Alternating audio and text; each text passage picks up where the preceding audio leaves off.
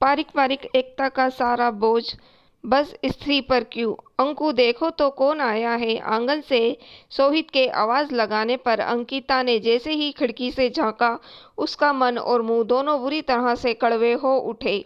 नीचे जो व्यक्ति खड़ा था उसे देखकर मन ही मन घाव ठिस मारने लगे। वो अपने चेहरे पर छाए घृणा के भाव को संयत करने का असफल प्रयास करने लगी। तभी सोहित ने उसका ध्यान भंग करते हुए कहा, अरे चौंको मत, जाओ जाकर चाय बना लाओ। अदरक और इलायची और ढोकले भी बनाना, साथ में हरी के साथ ड्राई चटनी जरूर रखना। ट्रे में मिठाई और पानी रखकर वो ड्राइंग रूम में आ गई और लौटने लगी। अरे रुको अंकु, सोहित ने कहा तो उसे मजबूरन खड़ा होना पड़ा। रोहित सोहित से कह रहा था, डुग्गू मुझे माफ कर दो और भतीजी की शादी की तैयारी करो।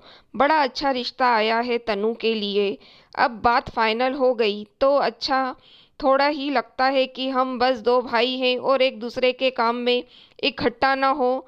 चाय बना रही है, संक्षिप्त सा उत्तर देकर अंकिता रसोई घर में आ गई।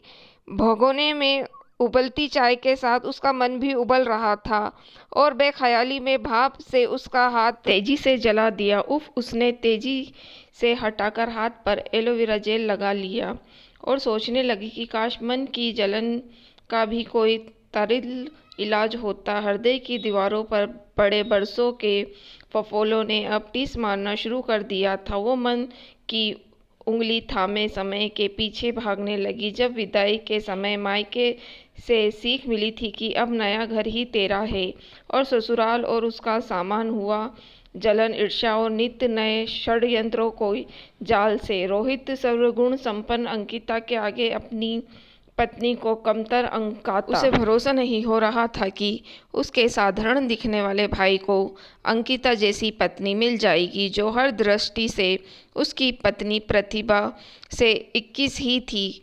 उधर उसकी पत्नी ने भी अंकिता के साथ दुर्व्यवहार करने में कोई कमी नहीं की।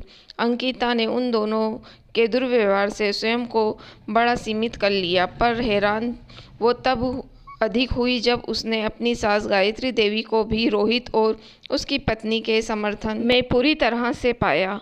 सोहित के अंधे भरोसे का लाभ उठाकर उन लोगों ने उसके हाथ से सब वैसे ही ले लिया था, पर उस सबसे चुभने वाली बात थी, बातों में अब भद्दे षड्यंत्र से उठ कर हिंसा तक पहुंच गई थी। बार बार उसके स्वाभिमान सम्मान के साथ अपराध और फिर माफीनामे का सिलसिला चल पड़ता था। पारिवारिक एकता के नाम पर उसका मन सारे वाक़ये और दर्द याद कर आंखों के रास्ते से झलक उठा। वो मनहूस दिन का दृश्य आंखों के आगे आ गया, खड़ा हो गया, किसी अभिशप्त प्रेत सा आकार।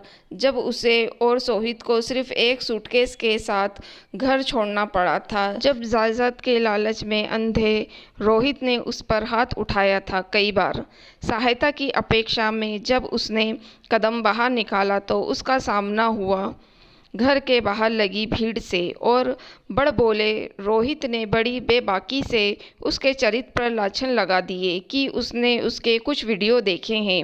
भयभीत हिरणी सी अंकिता ने बेबसी से भीड़ की तरफ देखा। तमाशा बीन भीड़ बस मज़े ले रही थी। किसी स्त्री की असीमता कितनी कमज़ोर बना दी जाती है समाज ने। एक विवाहित स्त्री का अपना व्यवहार नहीं बल्कि ससुराल वालों के बयान चरित्र तय करेंगे। मेरा और आप लोगों कायरों की तरह क्या तमाशा देख रहे हैं इस गिरे हुए व्यक्ति का? जाइए, कोई काम नहीं है या फिर आप अपमानित होकर जाएंगे। और भीड़ कई की तरह फट कर कम होने लगी। भय से थर थर कांपती अंकिता ने साहस बटोर कर कहा, हाँ मिस्टर सो कॉल्ड सगे, एक परिवार के शायद यह दिन मेरा आप लोगों के बर्ताव को बार बार माफ़ करने का कारण आया है। अब चूंकि आप लोग इस कदर गिर चुके हैं तो आप में अब किसी संबंध की इच्छुक नहीं हूँ।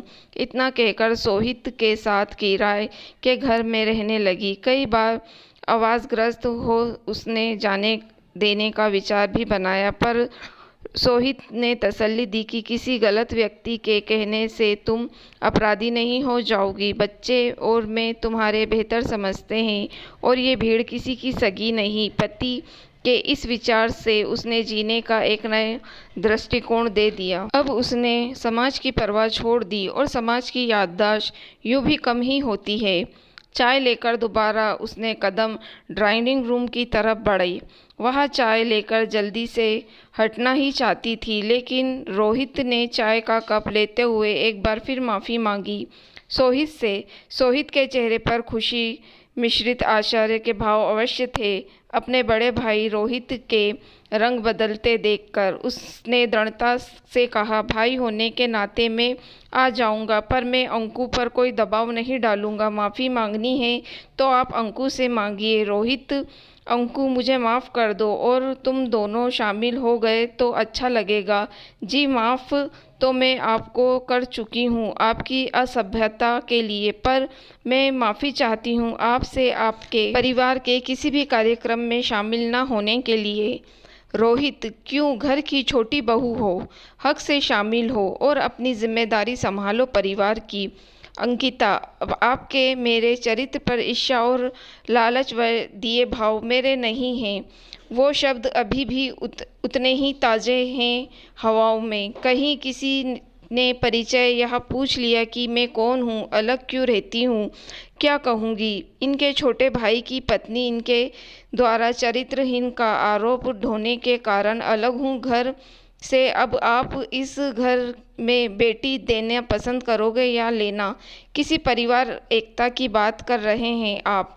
परिवार के सम्मान का बोझ आपने स्वाभिमान के शव पर नहीं रख पाऊंगी। क्या आपका ये गुनाह माफ़ी योग्य है? बस एकता का दायित्व बस बहुओं का ही है और बेटे अछूते कैसे?